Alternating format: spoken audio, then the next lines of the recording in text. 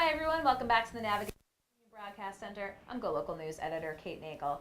Just went down inside, a little outside of the Beltway, down to UVA with Jennifer Lawless to talk national politics. We're going to talk some local politics. Sen Lou Raptakis, thank you for joining us today. Again, it's always good having you in the studio. It's a hot, hot day. And you brought up a hot button issue recently, and again, it pertains to students going back to school in the waning days of summer, which we know can still be very hot in a lot of school buildings that are old and un-air conditioned. So saying again, supporting this legislation, saying everyone should start after Labor Day. Who knew this was such a political hot potato? Well, it is because you need continuity. You have weather factor, family issues, and it just piles up. And when you start looking at the subject, you're saying, why did we go back from tradition, back to opening school August 25th, August 27th, different days? And when you look at the nuts and bolts, weather is a major factor. This weather is just getting hotter and hotter. We've had one of the hottest Augusts recorded in Rhode Island.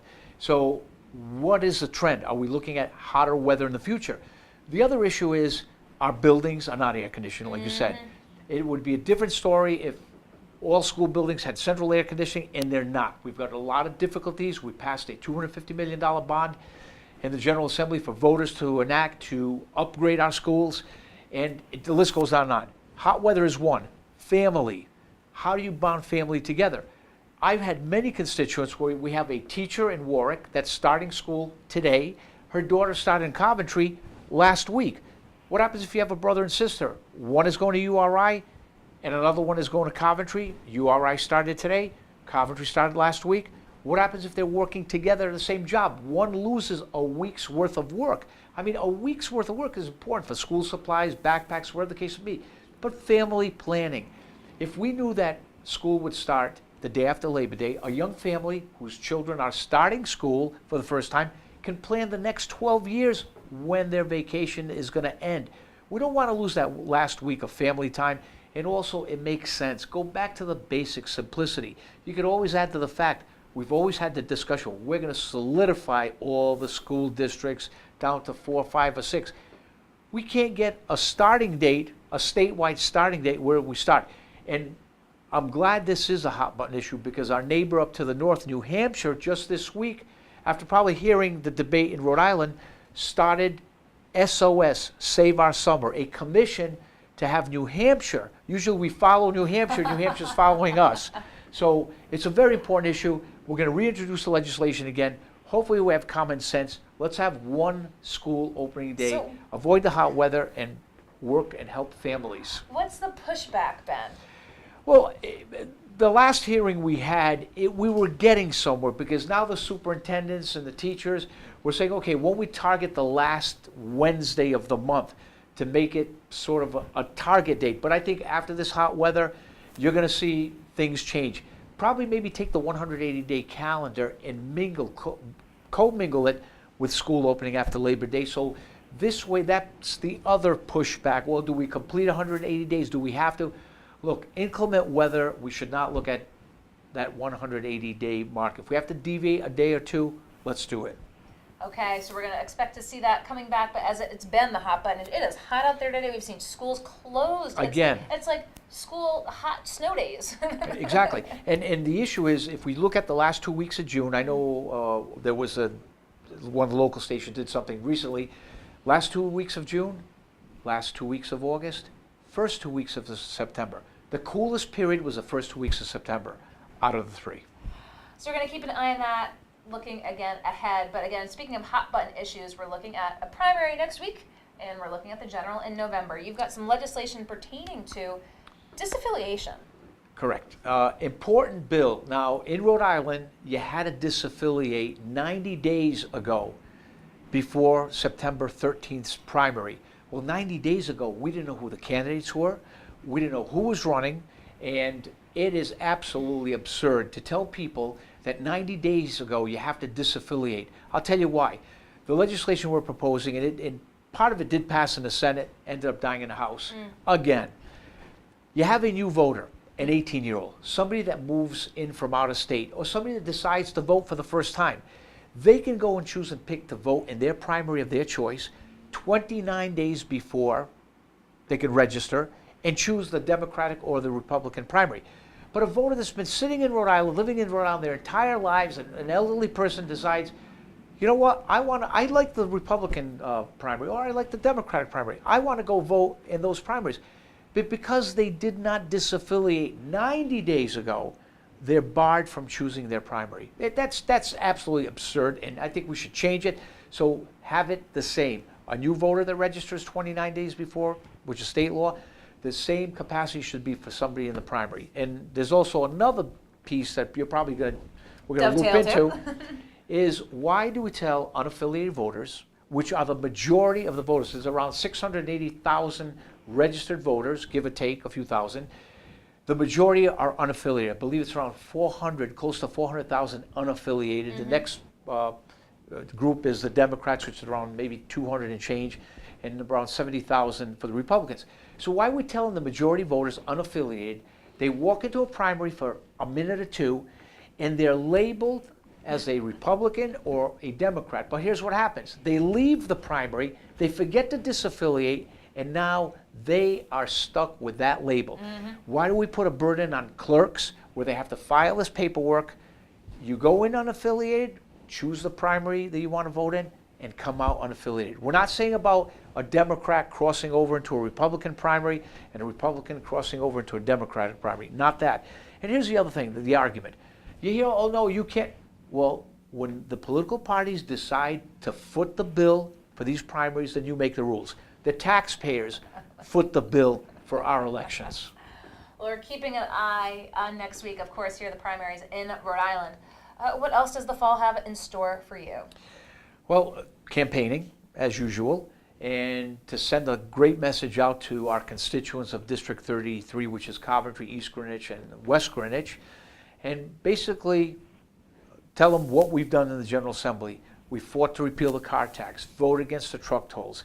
Didn't care too much about, we had the discussion about the Paw Sox. I mean, if the Paw Sox would have stayed in McCoy Stadium, I think, okay, maybe there would have been some give or take, but I think it was sad to see them not only move out of McCoy, because I felt that McCoy was a traditional field. We could have upgraded it, brand new parking garage, some restaurants, 24-hour activities, make it McCoy Place. We could have done it. But no, there was a give or take, an arguments between the House, the Senate, the governor. We lost it. It went up to Worcester. What have you been hearing from constituents? They weren't happy. Constituents did not want to foot a bill having the taxpayers pay for an $80 million scheme. I think it would have stayed where it was, rebuild the stadium as a mini Fenway Park. People would have said, okay, it's staying where it is. We finished paying from 1995 to 2015 an earlier bond. People, I think, are very upset because 38 Studios was something that people were worried about. They didn't want to see that happen again. But I think a lot of folks were pretty upset the way it was handled. I think it was handled maybe the way Massachusetts handled it. I think the team would have stayed here. The owners would have had a strong, stern warning to say, look, we want the Paw Sox to stay in McCoy Stadium, share the cost, and maybe the taxpayers would have also shared the cost if it would have stayed in McCoy Stadium. Well, it looks like up in Worcester there's some talk about the process that it went through. Again, the cost up there being inherently higher than here, and the process as well that I guess the deal had been cut and then brought to the public. Now here they went through the process of having hearings, but it was interesting. I was at Slater Mill the other week with the governor and Mayor Don Grevian, and he said, well, we can finally put the ghost of 38 Studios to bed. Right. Do you think that's the case? Well, I think what happened was it was a project that should have maybe been funded. And here's the other thing. Why didn't we ask the voters? We should have had a public referendum statewide, ask the question in detail, not these one-liners, because that's what we do. We ask these one-liners, and then we get in trouble. Ask the voters. We didn't ask the voters. And I think maybe if the voters understood the process and what the cost would have been, maybe it would have passed. And again, if it stayed in McCoy Stadium. McCoy Stadium is a great place. It's been there for 50 years. A little bit give and take in the area. Build a new parking garage, like I said earlier. Spend some money. I think corporate America would have also given in if we named it after a corporate entity that would have put some of the costs. And I think it would have been a win-win situation for everybody. So we saw what happened with the Pawtucket Red Sox. Now, this is a little outside your jurisdiction, but here in Providence, the City Council is going to take up the Thane Tower proposal this week. What do you think of that? 195. How do you see that development have taken place so far? This building and builder wanting to come in with a very large building. I mean, has the state done right by the 195 development? Again, we haven't seen too much on 195. Some Brown University, private colleges, yes, that should have been done from the beginning. There should have been a statewide blueprint. Bring all the shareholders in, stakeholders in, and see, look, how can we develop to the best ability to benefit Providence and the state of Rhode Island? The tower just is out of place. I mean, if it was a 20-story tower, maybe 25, but it just, when I saw the rendering, the artist's rendering, I said, it's not fit there. If it was here in downtown Providence, maybe. But out in the middle of a parcel, it just does not fit. You hearing much from constituents on it, or is it, that's Providence, so we don't really well, care? again, it's Providence. I think it's going to affect the local population because they're going to see it every day. And I'm not even sure if it fit exactly in that footprint. If it was maybe here in downtown, like maybe take over the old Fleet building over there and convert it to condos, maybe that would have worked. But again, there's a lot of questions to be asked, and if it's going to fail, again, it's probably the fault of parties involved. Well, we'll see what happens moving forward. That's going to be before the City Council this week. But wanted you in here on this hot day again to talk about the legislation to address having school start after Labor Day, and of course your proposals as they pertain to elections as well. Anything else I missed? Well, one more important issue is leaving kids in cars. We discussed that. That bill did pass the Senate 37-0, ended up dying in the House. Again, I was very disappointed with what happened in the House. It should never have died, and hopefully if we're back in the General Assembly, if the voters District 33 re-elect us, that's going to be something that's going to come out of the gate early and put some emphasis on the House side and say, look, we're lucky, fortunate, Rhode Island. We did have a close call, but fortunately we were very fortunate that it did not pass. And we worked with the Police Chiefs Association. We had law enforcement backing us on this bill, helping us redefine and recraft the bill.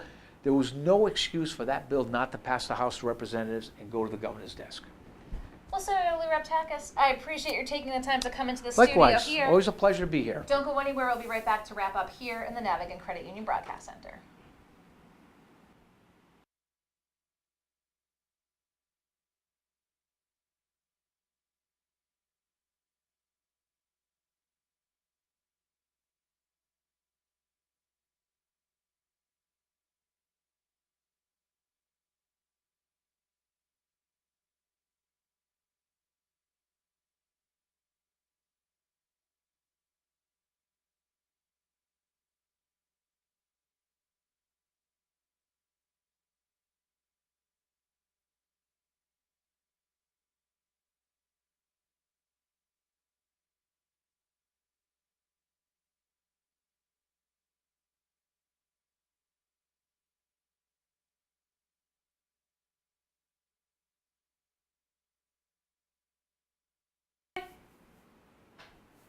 Hi everyone, welcome back to the Navigant Credit Union Broadcast Center. I'm GoLocal News editor Kate Nagel. Thanks for joining us this Tuesday afternoon as everyone is back in the city, back to school, back to work. 3 o'clock was Rachel Noons with a full lineup, including Judge Frank Caprio, just awarded by the Rhode Island International Film Fest, and his show Going to Fox. News and politics at 4 o'clock, Jennifer Lawless down at the University of Virginia talking about Brett Kavanaugh's hearings taking place so far and what's been coming out from Bob Woodward's new book. We'd like to thank as well Senator Lou Raptakis for coming in.